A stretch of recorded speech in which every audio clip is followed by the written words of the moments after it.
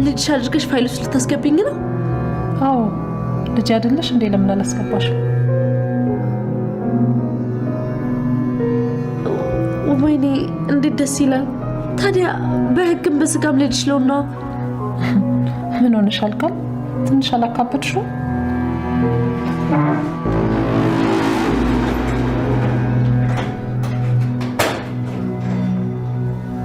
ምን ሆና ነው? አማት ይሆን እንዴ? እባክሽ እሷን ታየት እየጣደችው ነገር ትዝ ብሏ ነው የሚሆነው። ካመማትም ደግሞ ሆነ ያለው አንቺ ብቻ ወደ ጉዳይሽ ሂጂ። በኋላ ብታረፍጂ ቆይ ምን ሊወጣን ነው? አይ ለሱ እንኳን ገና ነው፣ አሁን አይቀርም። ቢሆንም ቀድሞ ወረፋ መያዝ ነው የሚሻለው። በሂጂ እናቴ። የሰላም ሀብት የኔ ሊሆን ነው። እንዴት ደስ ይላል። ያለማንም እርዳታ ስሜ ቅጽ ውስጥ ሊገባ ነው። ስለዚህ ሳሚም ሆነ ሌላ ሰው አያስፈልግም። አንዴ ስሜ ቅጽ ውስጥ ይግባ እንጂ ከዛ ምን እንደማደርግ ራስ ያውቃል።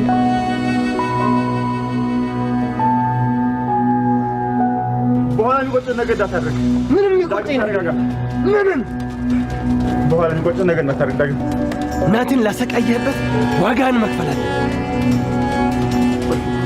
ቆይ እንዳደብኝ ዳግም ምንም ማዳመጥ ነገር አንተ መኖር የሚገባ ሰው አይደለ። የሚራራ ልብ የሌለ ከእንስሳ ማትለይ ጨካኝ ነህ። ሴጣን እንኳን የሚቀናብህ አውሬ ነው። ነች እያወቅ እናቴን ታሳግተኛለህ። ደኛ ረመኔ እናቴ መሆኗን እያወቅ ትተኛለህ።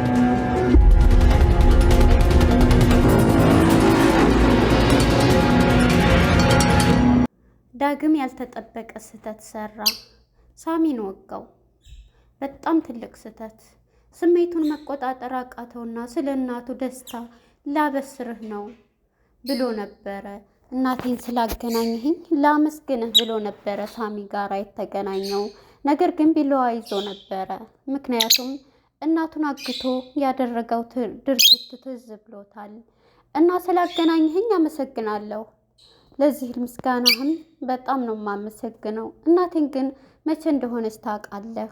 እናቴ መሆኗን መቻወቅ ሲለው በጣም ድሮ አውቃለሁ በሚለውን ጊዜ ወደ መወጋቱ ነበረ ያመራው። ስሜቱን መቆጣጠር አቃተው ዳጊ። እናቴን እያወክ ነው እንድደበድብ፣ እንዳስር፣ እንደዛ አይነት መጥፎ ድርጊት እንዳደርግ ያደረከኝ በማለት ከመሞት ይሄን ብታደርግ ይሻላል ብዬ ነው ብሎ ነበር የመለሰለት። ግን ወጋው። አሁን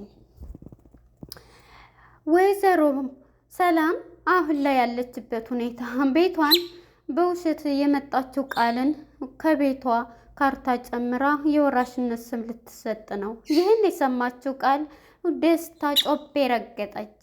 ይህንን ስትሰማ ብሌን በፍጹም ይሄ መሆን የለበትም ብላ የቀረበላትን ምግብ ትታው ሄደች። እያወቅኩኝ ይሄን ማድረግ የለብኝም ብላ ተነስታ ሄደች። ሰላም ጤና ይስጥልን ውድና የተከበራችሁ የቻናሌ ቤተሰቦች እንኳን ወደ ቻናል በሰላም መጣችሁ።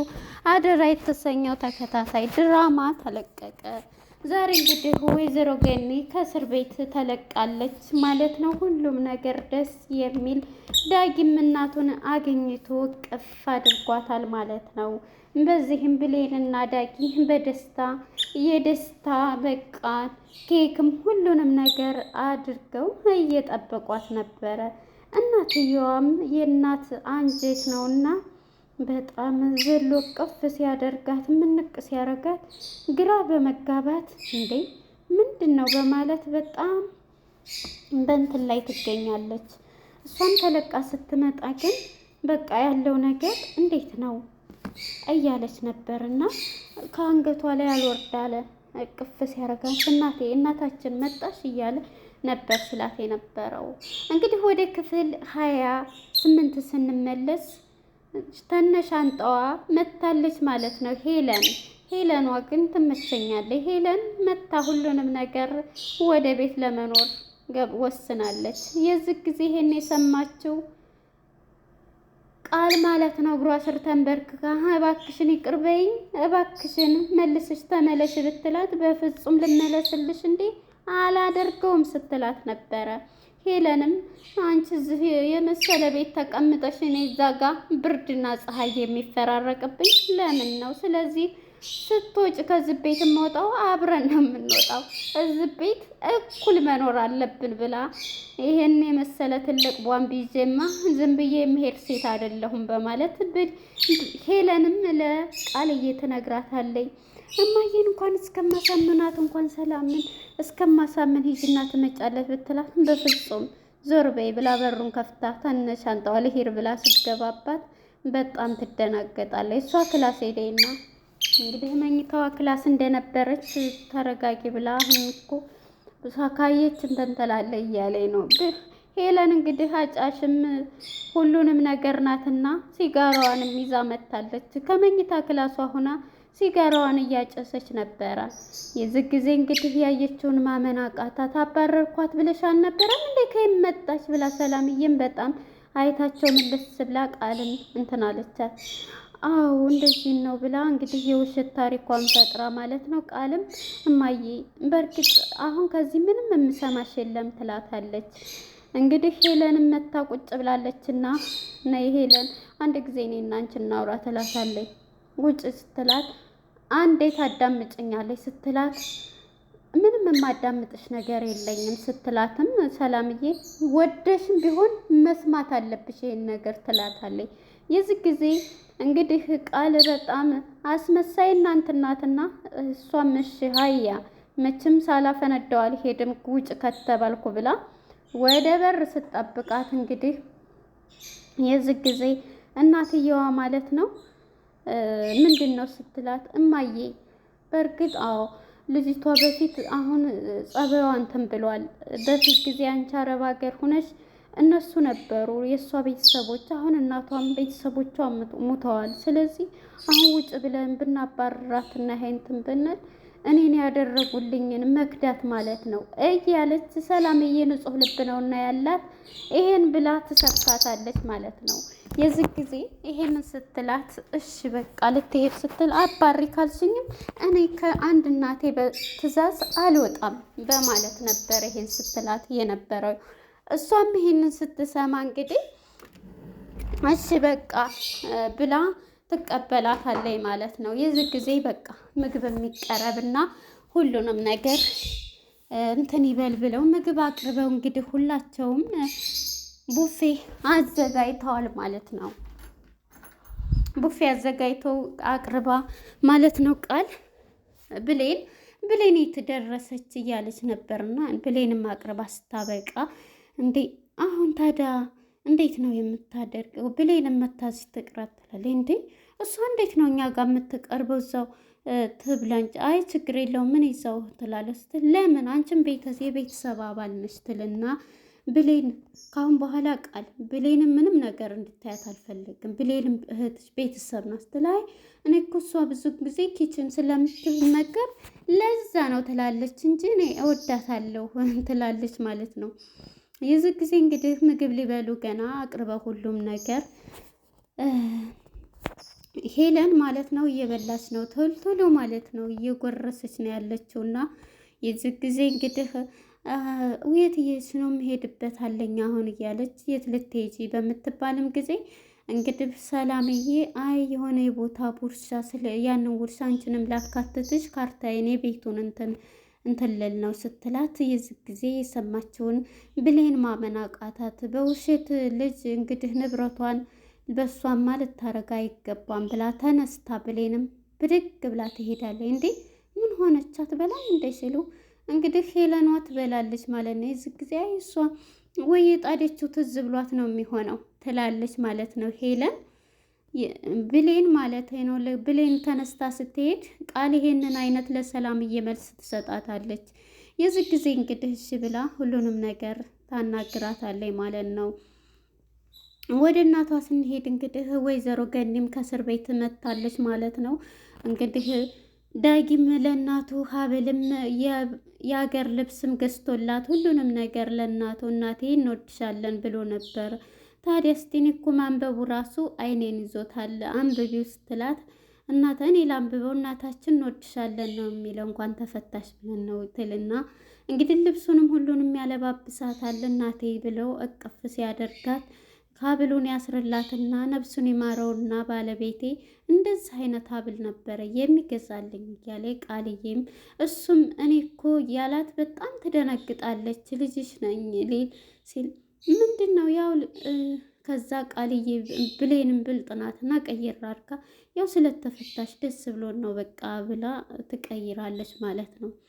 የዚህ ጊዜ እንግዲህ እሱም ተነስቶ ይሄዳል ማለት ነው። ከብሌን ጋራ ሁሉን ነገር እያወሩ ጨርሰው የዚህ ጊዜ አይቶሽ ብሎ ተሳስመው ሲወጡ እሷ እንግዲህ ከማንም ጎረምሳ ጋ ነው ማለት ነው። ሳሚ የሚደውልላት አለ ቃልን የዚህ ጊዜ አሁን የአንቺ ስራ ነው እንትን በይ እንዴ ሊፈታ እኮ ነው ስትለው መሆን የለበትም እንዴት እያለኝ ነበርና አሁን የብሌንን ከኔ ጋር ማገናኘቱን ቀጥ ይላታል።